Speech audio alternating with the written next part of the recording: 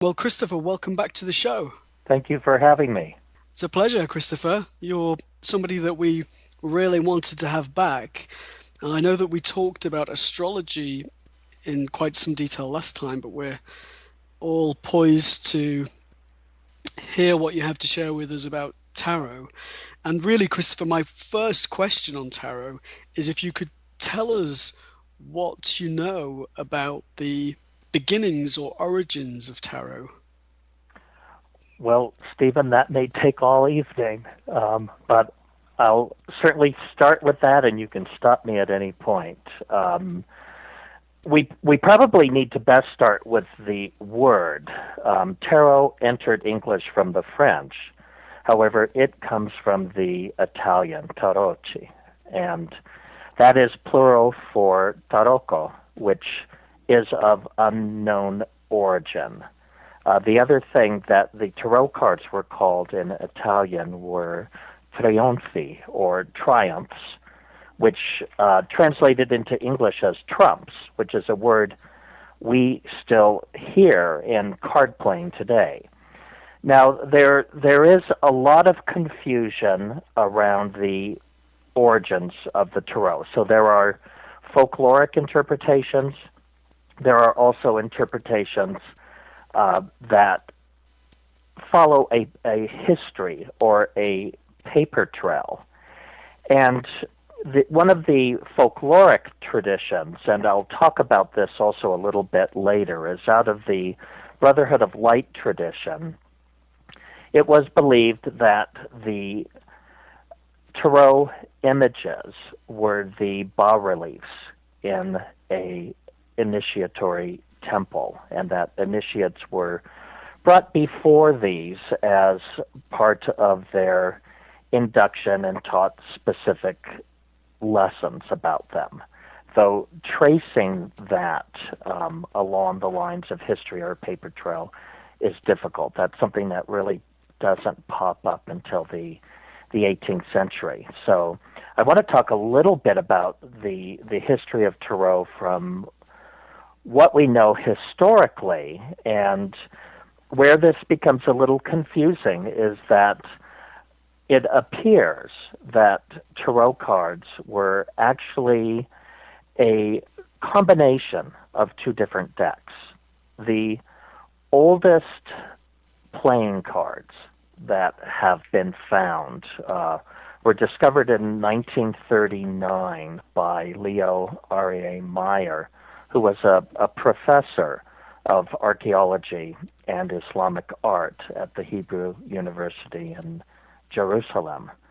And he was at the Topkapi Museum in Istanbul, where he discovered this either 12th or 13th century deck of cards with recognizable symbols on them. Now, as far as we know, cards came into Europe through the possibility of one or two pathways, either through the European contact with the Near East during the Crusades, or more than likely, playing cards, especially Islamic playing cards, came into Spain during the 800 years of Islamic rule there.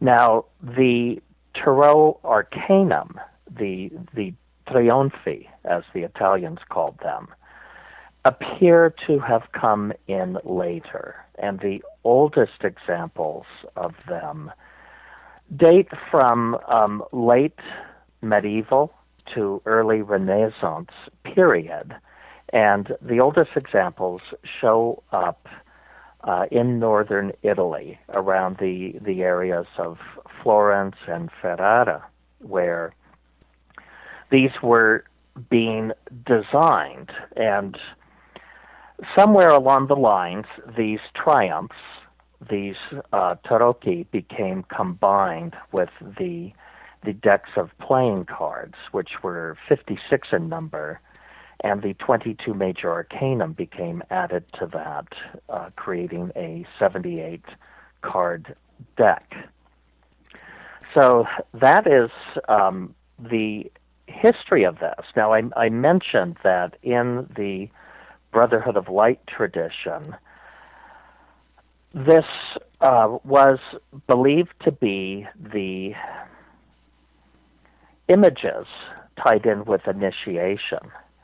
And this comes from actually a document that appears in Europe in the late 18th century, around the 1780s.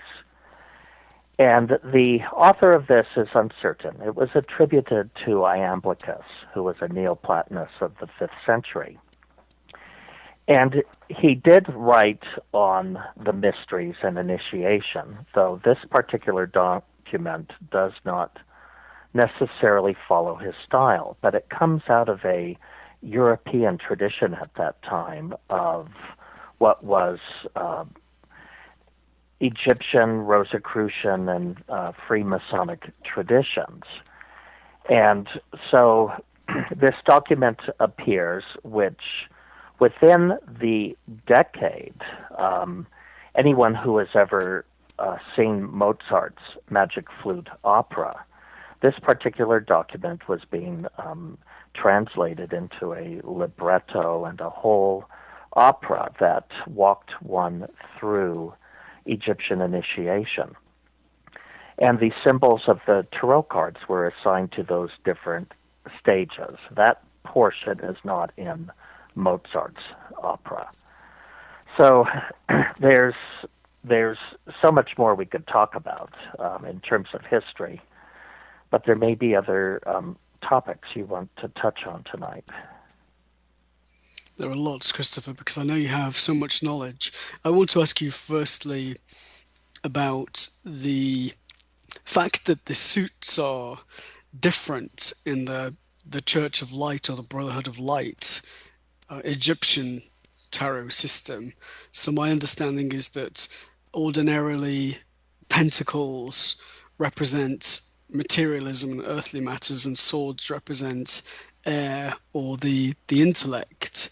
But that's not the case in the Egyptian tarot of the Brotherhood of Light, if I'm correct in my thinking. Yes, and I think one of the important things to say here, to sort of preface this, is that there are many different systems out there. Now, in the last century, there were only a couple of systems that were being practiced, and primarily they were divided either into the Hermetic system, the Brotherhood of Light, or the Golden Dawn tradition, which comes out of the A.E. Waite and Pamela Coleman Smith tarot cards. So those are the two greatest differences. I'm of the opinion that when you go to study cards, it's good to pick a system and become thoroughly immersed in that, because it trains you in the philosophy of that system. So in the Brotherhood of Light system, coins represent the element of air. For example, we can probably go, some of us, for maybe 40 days without food, can't really survive 3 days without water, and no more than 10 minutes without air. So air was considered to be the most vital life force or substance. Coins became the symbol for that as being the most valued substance, and that became later in tarot cards translated into the deck of diamonds, which were considered even more valuable. Though throughout card history, there's been a variety of suits used. Germanic cards use acorns and bells instead of some of the other suits. The suit of scepters, which are also called different things in different traditions. They're called wands, they're called bastos or bastones in either Spanish or Italian. But basically they're wood, and it was found that the heat of wood, burning wood, reproduced the warmth of summer. So they became associated with the the element of fire. However, in modern playing cards, the trefoil or the three-leaf clover became the symbol, though we still call it the club. And the suit of cups is fairly universal, representing water and things emotional, and they were in later decks translated into hearts. And then swords, which in Spanish, the language of the country through which playing cards probably first entered Europe, is espadas. And so we, in modern cards, still call them spades, though the symbol is that of a small trowel or shovel, excuse me, which is used to dig within the earth. And so the swords or spades became symbols for earth. Now you'll find those switched in the Golden Dawn tradition and the traditions that stem from that. Well, Christopher, can you explain to us how tarot works? I've been told that it's a way of interpreting what's occurring in the unconscious mind or the on the astral plane. Is that correct? Well, very much so, and of course, Carl Jung, who had a fascination with tarot cards along with alchemy and astrology, felt that the major arcanum of the tarot represented archetypes, which are basically primal images or primal concepts. I do think that the major arcanum, if they do not have an older initiatic origin, that more than likely they were spawned from the allegorical studies that were being done in late medieval and early Renaissance times. And these are allegories or archetypes that are basically a symbolic language, and a symbol is something which represents something else. Now, in the Hermetic studies, we believe that all humans live in two environments, that we're very familiar with the environment that our physical body occupies and the physical senses which we have, and science is based on pretty much that which can be observed through the physical senses aided by instrumentation. But we also believe that our soul or the unconscious mind functions in a realm that is non-physical, that is interior to the physical, that moves at a vibratory rate higher than physical, which the ancients called astral, the word astral meaning of a star. And so it's in this subconscious realm where one can dive for information. And this is the place that most psychics, most intuitives go to get their information. So the process with tarot is called divination. And what takes place in a tarot card reading is really a form of psychokinesis, and that is the ability of mind to move matter. The reader is concentrating generally on a question. This could be something as broad as what surrounds this person over the next 12 months to will so-and-so ask me out on a dinner date? You can be as general or specific in a reading. Then the reader is going through the process of shuffling and cutting the cards. And what is believed to happen in that process is the desire for information of a specific type. That reader is tapping into their subconscious or into their higher self, or tapping into the astral plane where this information is available, past, present, and future. And then there is the process of that being translated through the mind, the subconscious mind, moving matter, arranging the cards so that they are laid out in a particular pattern. This is often unique to different readers. And when they're turned over, those symbols bring information up to the mind of the reader. The subconscious mind, or the soul, if we want to call it that, functions differently than our cerebral brain, which works in the concepts of time and language and measurement, whereas the unconscious mind communicates with us through either symbols or through feelings. And this is something that becomes very apparent in our dream states. So the reader, when these symbols come up, that oftentimes brings a level of awareness to the conscious mind of the reader about the particular question that is being discussed. And they may have accompanied that, either the vocabulary that they have built up around the symbolism of that card, or they may have strong feelings.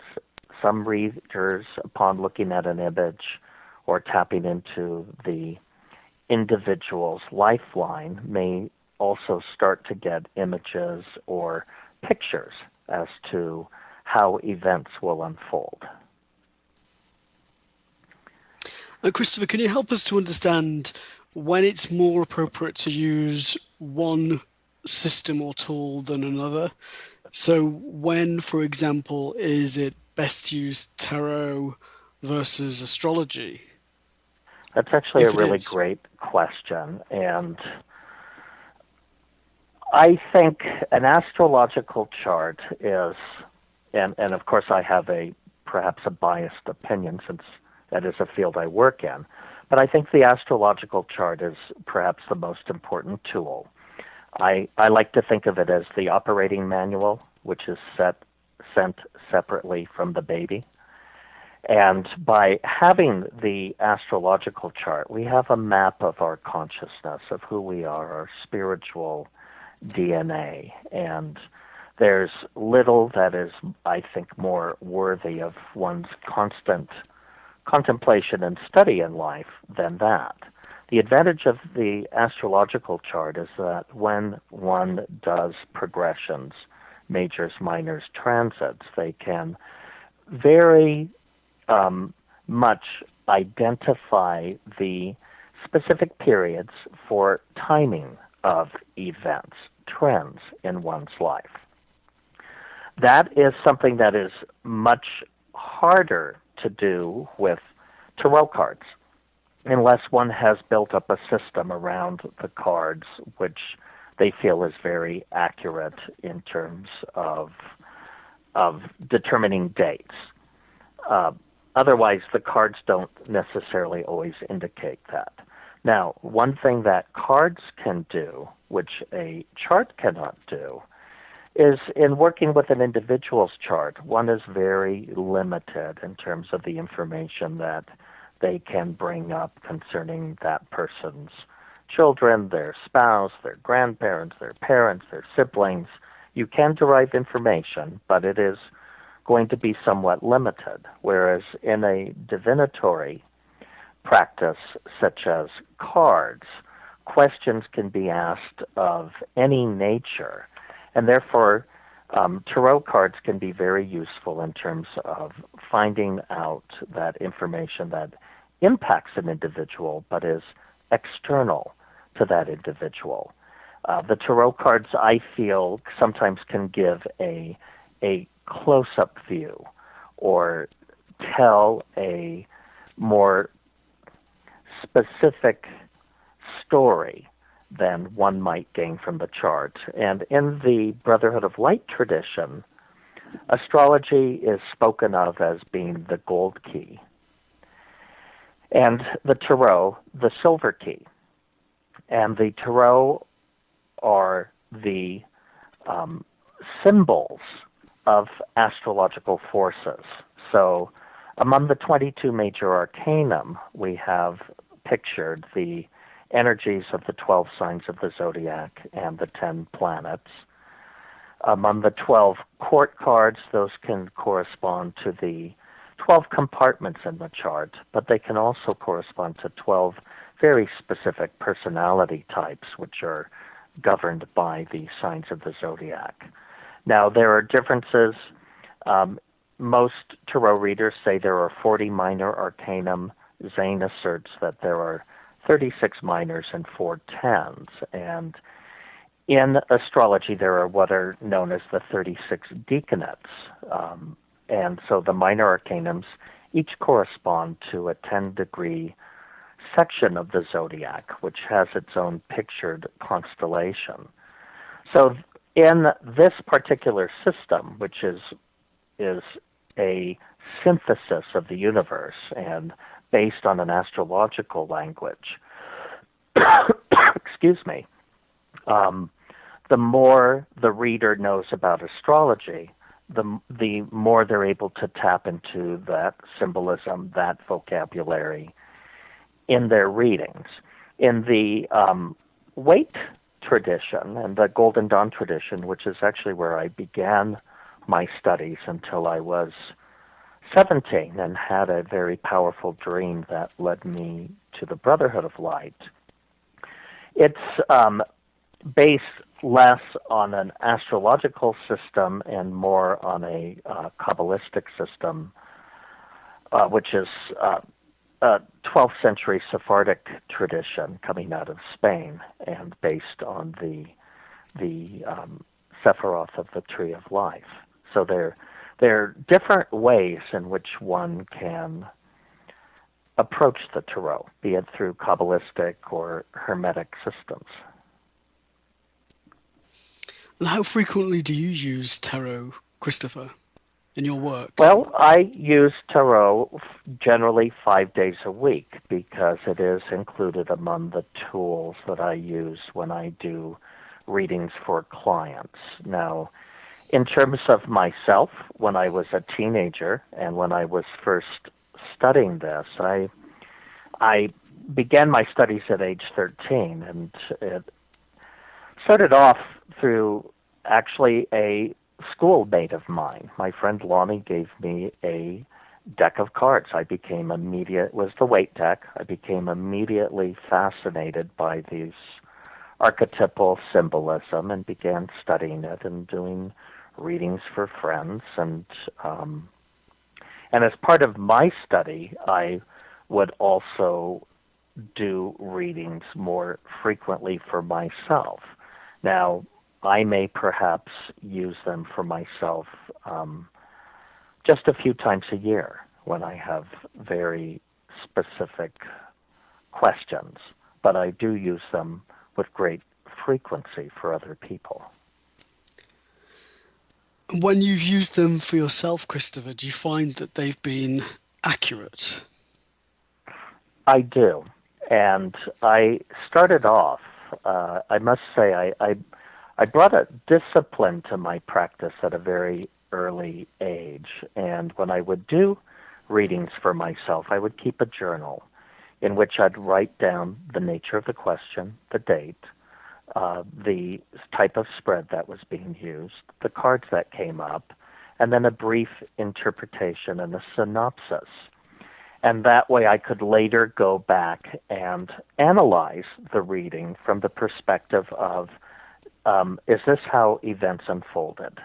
And if not, what was the reason for that? Was the reason due to the fact of my interpretation, or were the cards saying something quite different? One of the challenges in doing readings for oneself is it engages us in a state of subjectivity, whereas quite often when one, as you or your colleagues there know, when you are reading for complete strangers, you are in a state of objectivity and might say the things that pop into your mind, no matter how far-fetched they are, just because there are not biases in place.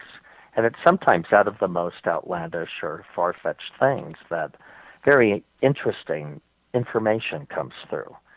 when one does readings for themselves, it's much harder to move into a state of objectivity because one knows certain things about their life, their trends, and one may have biases or expectations of how they would like the future to unfold. And that can come in and color a reading when it's being done.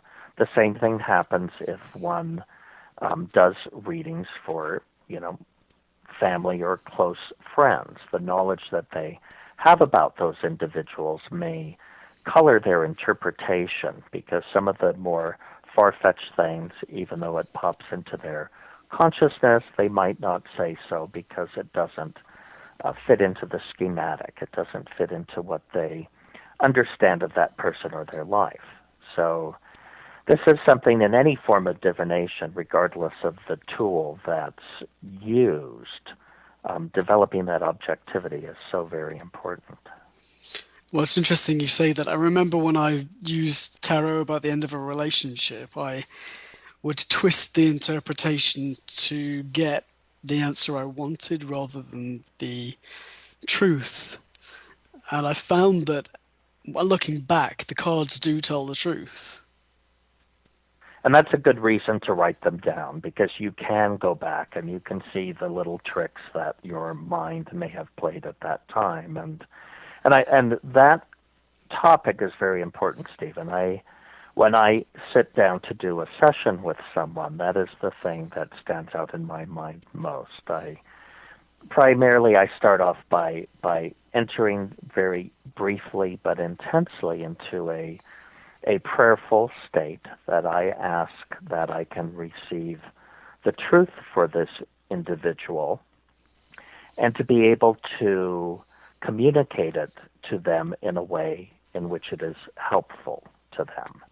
Because sometimes we can tell people the truth and it may be injurious or they may not know how to handle it. So it's important to even set up a session with that particular vibration or that particular intention when you go to do a reading, wanting the truth and wanting above all to be able to be helpful to someone. Because in any type of reading that we participate in, we are spiritual counselors, and persons come to us primarily because they are experiencing a pain of some type.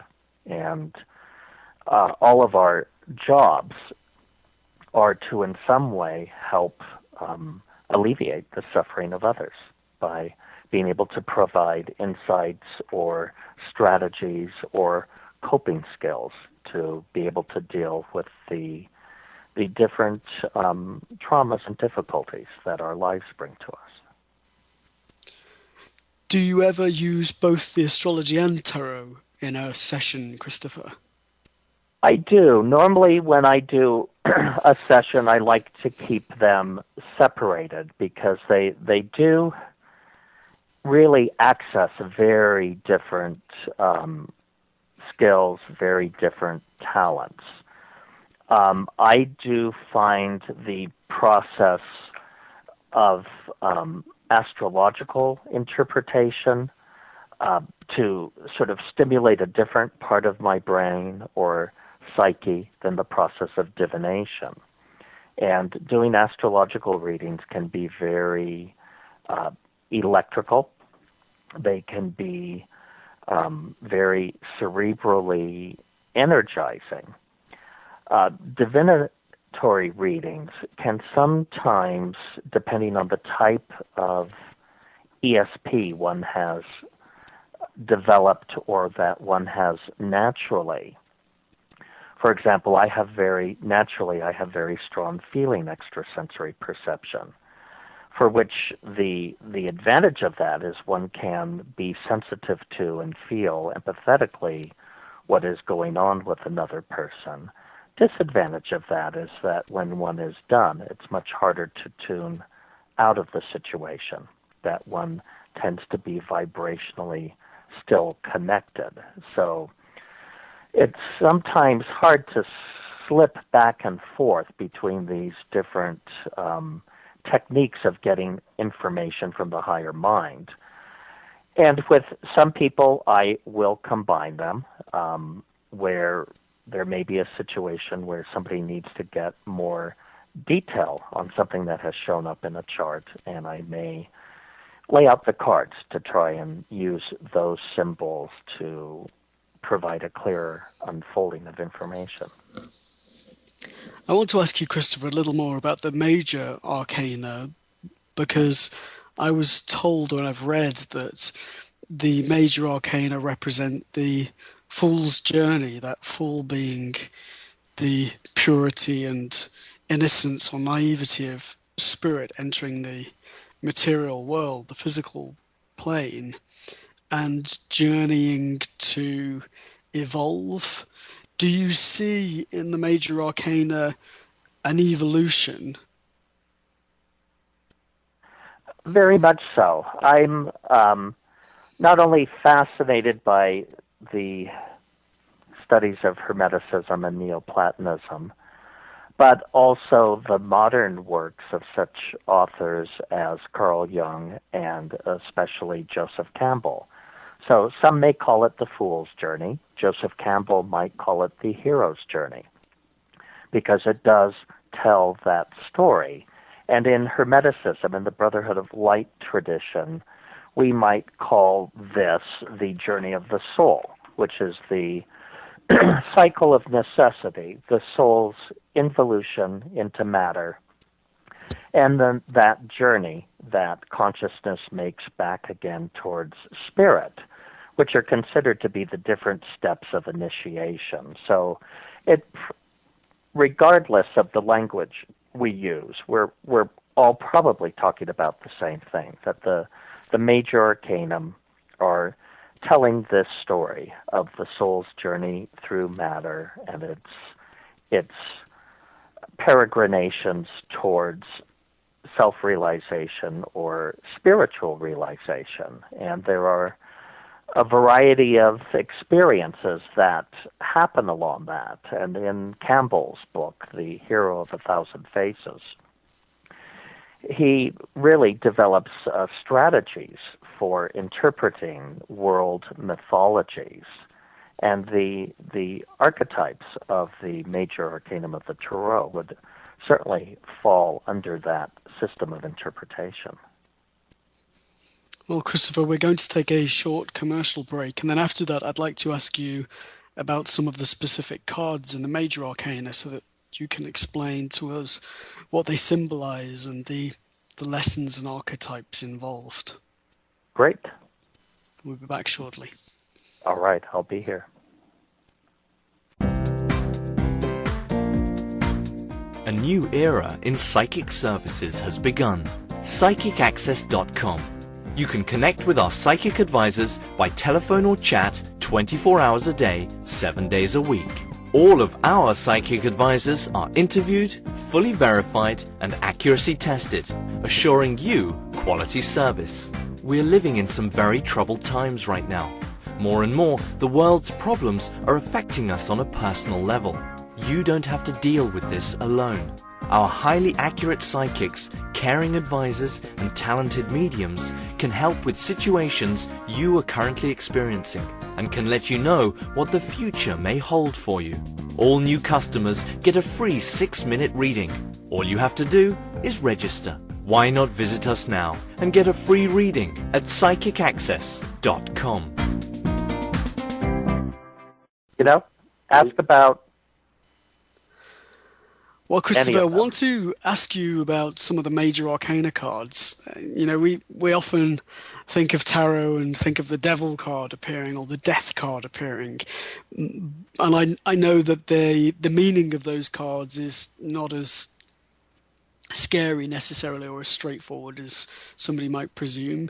Could you explain to us a little bit about the death card to begin with?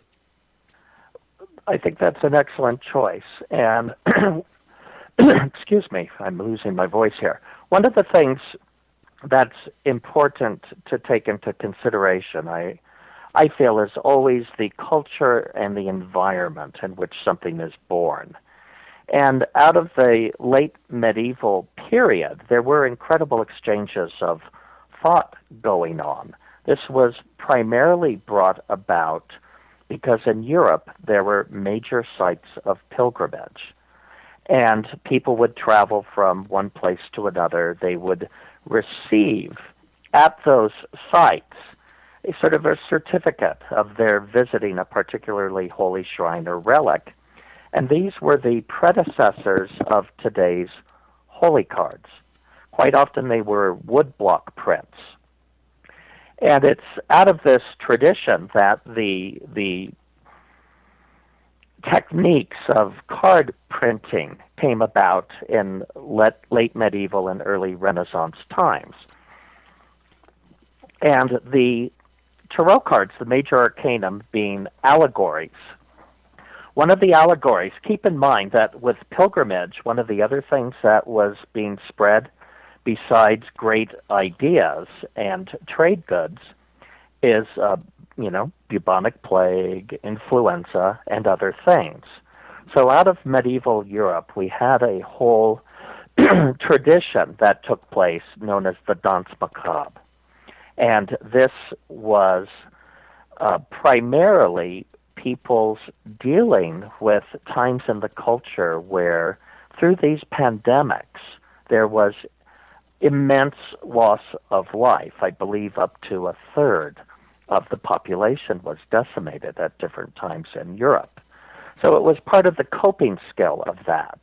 So the death card can, yes, indicate death, but the death card also can mean a death of many different things, whether it's the death of the ego, whether it's a death of particular conditions in one's life, or in certain decks, the skeleton, which represents the figure of death, is prefigured by a rainbow, which is the symbol of new life. So out of every decaying organism comes food for another organism. And this is the process of rebirth or continued life, or being able to take an experience and transform that into something new in our lives. So the death card comes out of that that medieval imagery that was so present in the consciousness at that time.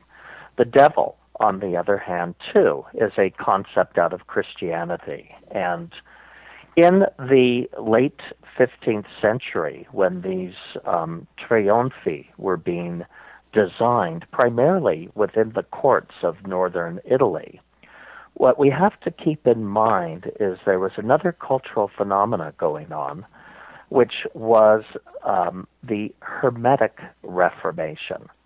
So often we think of European history as being marked by the Protestant Reformation and Martin Luther and his influences and the great schism that came about in Christianity in the 16th century.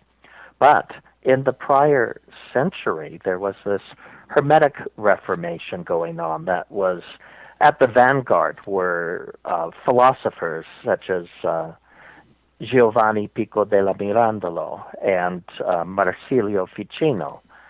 And what they were trying to do was, in some ways, reconcile these pagan philosophers, the writings of Hermes Trismegistus, of Aristotle, of Plato, of Socrates, of Pythagoras, to the current Christian tradition. Now, in all of those previous, they were called pagan traditions. I don't like to use that word because paganus means something equivalent to a country bumpkin. But I like to call them the pre-Christian traditions. And in these pre-Christian traditions, there were also symbols or archetypes of different types of demons or devils, going as far back as Zoroastrianism, who brought into the concept of Hasatan, who became Satan, or our embodiment of evil in Christianity. So, for example, the devil card can represent those qualities which are demonic. I think that in human consciousness, they express of selfishness and self-centeredness, the desire to gain something at the expense of others. So in the Brotherhood of Light tradition, the Zen tradition, that card 15 corresponds to the planet Saturn, which governs those urges within the soul. So some of the more horrific images also represent experiences we all go through. When you think of the demons, we all wrestle with our own dark night of the soul or our own demons at different periods or phases in our life. And death is something that rarely do any of us escape: the loss of friends, our spouses, our parents, grandparents, aunts, uncles, etc. in the course of life. And I hear it's the one experience we'll all have in common. So these are things that are naturally a part of our life, although the images can for some bring up dread or concern. Being able to face those horrific images as well as those experiences as they arise in our life is a very important coping skill. I want to ask you, Christopher, if you have a favorite card. Oh, that's a hard one. I do like Arcanum 7, which in some decks is called the Chariot. In the Brotherhood of Light deck, it's called the Conqueror.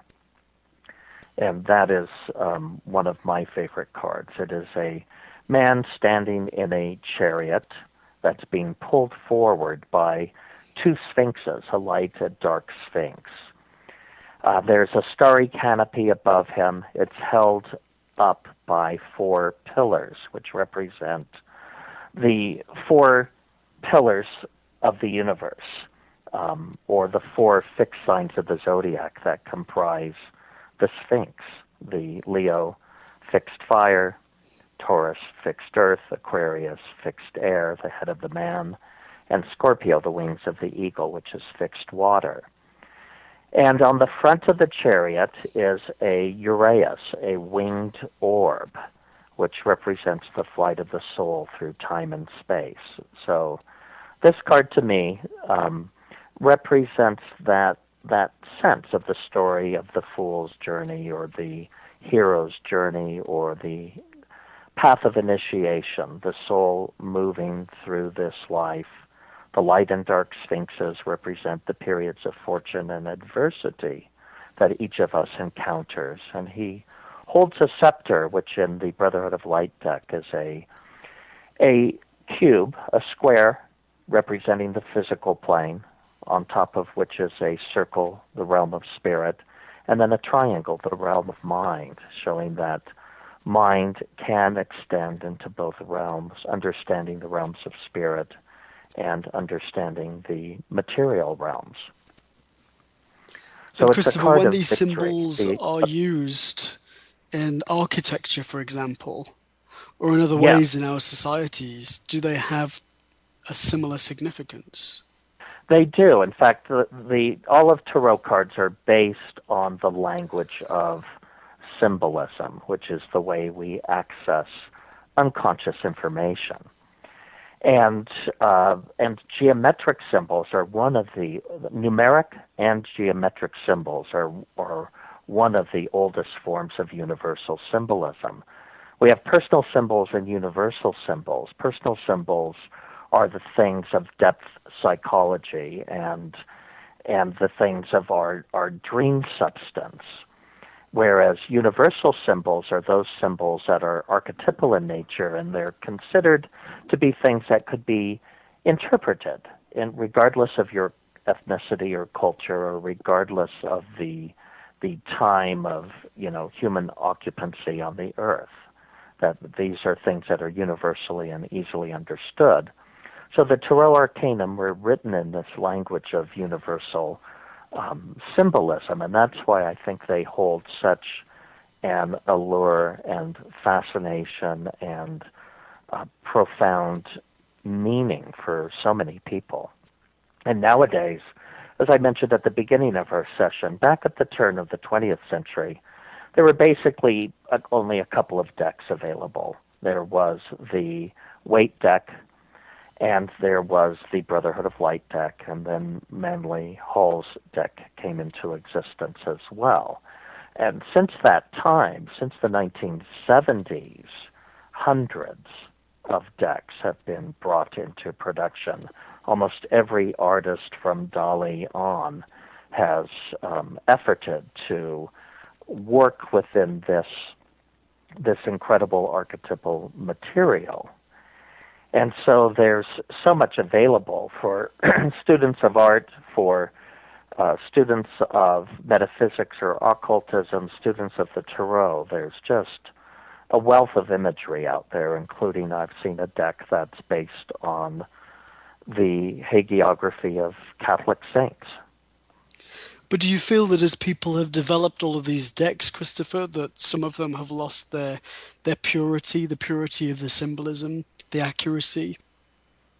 Yes, to some degree, but I think life is about interpretation, and in a sense, we move from universal symbols to more personal symbols.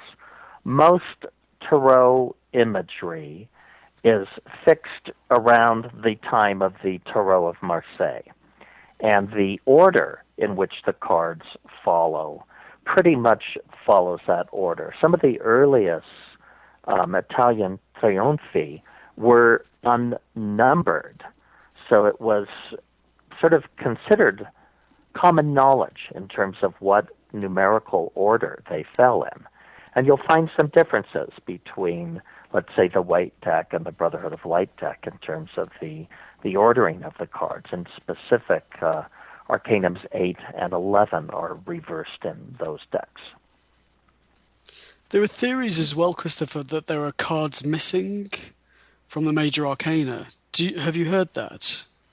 I've heard that as well, and in the latter 19th century, in a book called The Light of Egypt, there was discussed 30 cards called the Tablets of Aeth, which were considered to be the esoteric tarot, or the images that were missing from that. And with those 30 cards, it would bring the tarot deck up to the divine number of 108,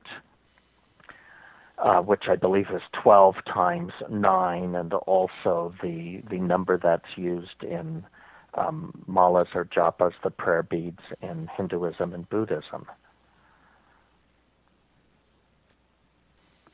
It always amazes me, Christopher, that people in general don't realize how powerful these systems are, that people don't realize how accurate in-depth astrology is, and how these metaphysical systems, the Kabbalah, the Tree of Life, Tarot, numerology, astrology, the Hebrew alphabet, they're all correlated, even to tones and colors. And the 19th century occultists, especially someone like Eliphas Levi, efforted to try and bring all of those together. And so the systems that succeed his are oftentimes called the occult tarot, because they've efforted to bring together the concepts of the different symbol sets, the symbol set of the Hebrew alphabet, of the astrological symbols, of numeric symbolism, and they all become, those symbols are all different ways that readers access the information that they're looking for and pull in their interpretations. And back to your statement about how all of these tools can be so useful, and part of it is too, it depends on in whose hands they fall. And there are people out there that can be very skilled with them, and there are other people who may have less skill, and that can always end up impacting the lay public that comes in contact with those tools. Well, Christopher, it's been an incredible interview as always. I can't believe the time's gone already. I could talk to you forever, but I want Well, to it's thank certainly you a for joining subject I us. It could was talk on fascinating. forever, but I thank you for having me here again this evening. You're welcome, Christopher. Before you go, Christopher, I mentioned to our listeners that your personal website is stellarwisdom.com. I know that you teach a lot as well. Could you tell us how people can find out more about your teaching and your services? Yes, the easiest way is to go to light.org, light.org, and to access classes. There are archived classes on www.churchoflight.tv, and I will be starting to teach an online tarot class again beginning, I believe it is Thursday, September 6th, about 6 months from now. So those are ways that people can contact me or contact the classes, and there are archived classes available for watching. Wonderful. I know that they're incredible quality as well, Christopher, and thank you for everything that you do and for being with us this evening. It's my pleasure. Thank you. Thank you, Christopher. Hello, my name is Res Miranda. If you're having relationship, career, or life issues, I'm inviting you to experience what it's like to have access to professional, highly accurate psychics and spiritual advisors you can trust to care and help you. Register now to get your free 6-minute reading by telephone or chat. Get answers, get access, psychic access, 24 hours a day, 7 days a week. PsychicAccess.com.